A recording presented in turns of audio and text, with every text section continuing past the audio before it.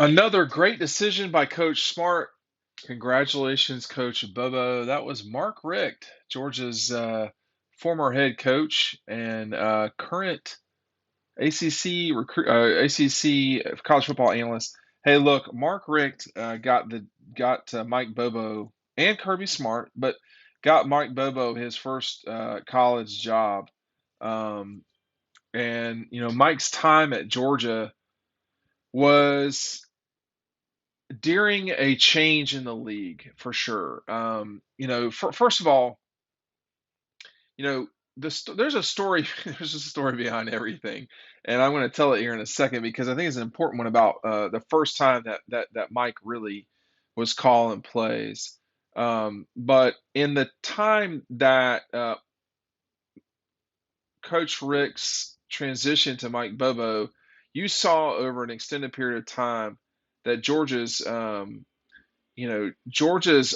offense started to really explode in ways that it did not in the 2000s. I mean, a lot of Mark Richt's early teams, they won with defense. That's why people really love Brian Van Gorder. And I think Brian was outstanding when he was at Georgia.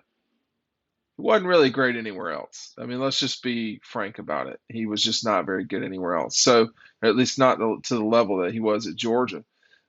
Mike got better as the years went on, and I think we've regurgitated a bunch of times about the statistics and so forth. But when there's a couple of things, couple of stories here. Hey, first of all, by the way, I did get the book, the proof in. This is showing y'all where we're really kind of at so far here. This is what Double Dogs looks like very quickly. If you have not, if you have not ordered it yet, now's the time to go ahead and get that done. So I've got the proof in. I'm going to be sending books out, not this coming week, but the week after that. Um, but I was really glad that we got a couple things to tweak. But when Mike took over fully from Coach Richt, that was there's two things to that story. First of all, and by the way, the Ohio State game was written about quite a bit in this game. Mike Bobo is actually mentioned in here. You're not going to get these photos anywhere else. Pick up Double Dogs, it's down below. Mike Bobo, the old quote was that he was going to Texas to get his quarterback, and that quarterback was Matthew Stafford. And Mike had done a good job, along with Coach Richt, of developing certainly David Green, DJ Shockley. Those were the two starting quarterbacks um, when Mike took over as quarterbacks coach. From that point forward, Mike really wanted to get an exceptional quarterback. I mean, don't we all? And that person turned out to be Matthew Stafford.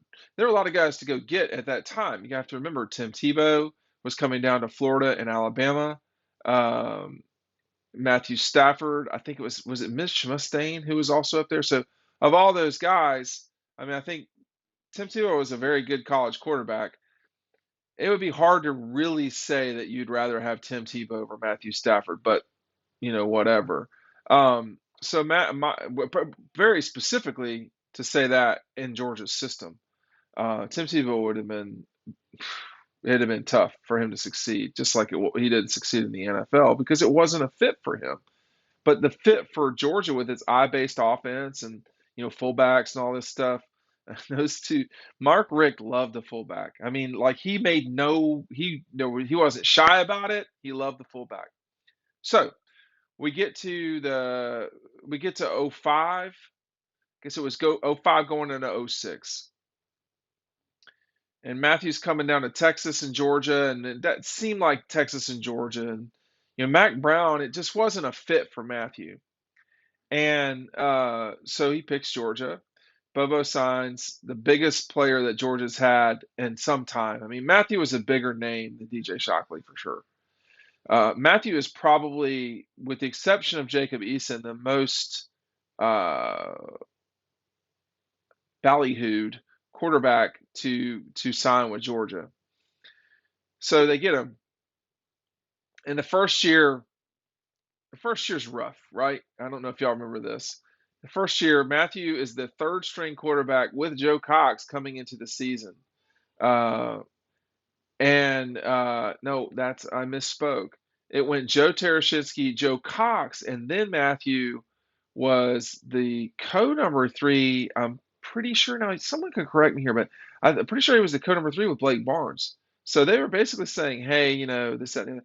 I remember talking to someone who may or may not have been Mike Bobo that said that Coach Richt wanted to redshirt Matthew that first year. So it was a different time in the league for sure. I mean, we're talking about not quite.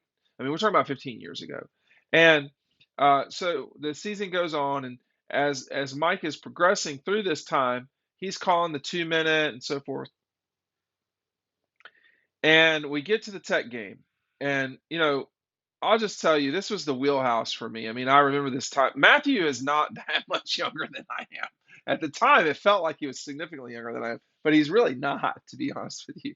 And so I interacted with Matthew a fair amount, and um, so they get to the Tech, and so the long story short is, well, this is still a long story, but Joe T gets hurt first game. Who comes in? Matthew, shaved head Matthew, and did not play well against South Carolina, but they win the game 18-0, and then they just go on from there. The defense really helped them along the way. Joe T comes back, and they storm out to a really big lead over Tennessee, but the Vols come back to win that game. Matthew, that's the only game, if I'm not mistaken, that he did not play in his time at Georgia. A week later, it's Vanderbilt, and they lose that game just sort of like unexpectedly. And Mark decides we've got to make a change. We're going with Matthew. He all but announced it at the press conference following the Vanderbilt game. He knew they had a problem. He wasn't shy about that stuff sometimes. He would say it publicly. Um, so fast forward to the Tech game, okay? Because I'm running out of time.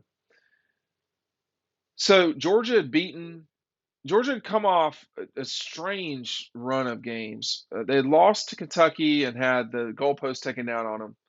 And then a week later, I really should get Chip Towers on this and Josh Kendall, and I think it was Josh and Carter and Chip were still around back then, and Mark Weiser. And we went over to Auburn for Georgia's game against the Tigers in 2006.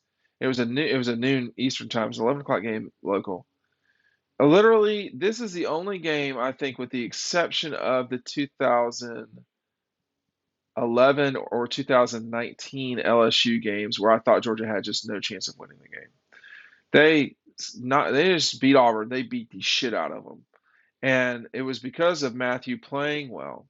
So they take that momentum from Auburn. They get a week off before Tech. It's the last drive of the game that Georgia's got the ball. And Bobo gets on the phone with Matthew on the headset phone, whatever you want to call it. I think it was a phone at the time, to be honest. And Georgia's losing this at this point. They were losing 12-7, I guess. Yeah, it was 12-7. So he gets on the phone with Matthew. There's about 6 to 8 minutes left in the game, and Georgia's offense had not scored. Tony Taylor, if you remember, picked up a fumble, if I'm not getting these games confused, and ran. I believe that's right. Tony Taylor picked up a fumble and ran it back for a touchdown. Reggie Ball, I think, had fumbled the ball, and Georgia really needed to get going. But keep in mind, this was Calvin Johnson, Reggie Ball, so they could score pretty quick. Tech. Mike gets on the phone to Matthew and basically says, these are my words. Says, there's nothing left for me to say. And then this is the quote: "You're just going to have to do it." And Matthew went down the field systematically, and Georgia scored a touchdown. And then the 2-point conversion to Muhammad Massaquoi, a play later, got Georgia a 3-point lead. This was the famous, if I'm not mistaken, this was the famous Reggie Bush throwing it out of bounds on fourth down play. So Mark gets up to the microphone after the game and said, I wasn't going to tell everybody this if we had lost, and boy, they came close to losing that game against Tech. And Mark Richt didn't make a habit of losing to Georgia Tech. In fact, he had not lost to them at that point. And he said, but Mike Bobo called, either Mike called the game or he called they closed. But I think he called the game because, see, Neil Callaway was leaving to be the head coach at, I believe, UAB. So then fast forward to the Virginia Tech game. That's when we knew Mike was calling the whole game. That was ugly at first. But by 7 and then 8, and you could just see everything developing, scoring 52 points in games with Joe Cox as the quarterback. Love you, Joe. And then, with the maturation of Aaron over time, and then scoring, a bunch of points with Hudson Mason, as their quarterback with a really run heavy team. But when Mike got thrown into the fire was the end of the 6th season, and that's really when Mike became.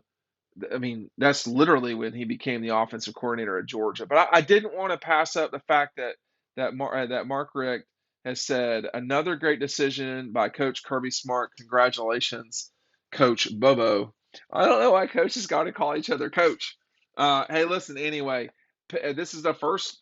I got a little bit more stuff to do. We finally got it back from the printers. The book's going to be sent out shortly. Pick it up. The link is down below. Thanks for watching.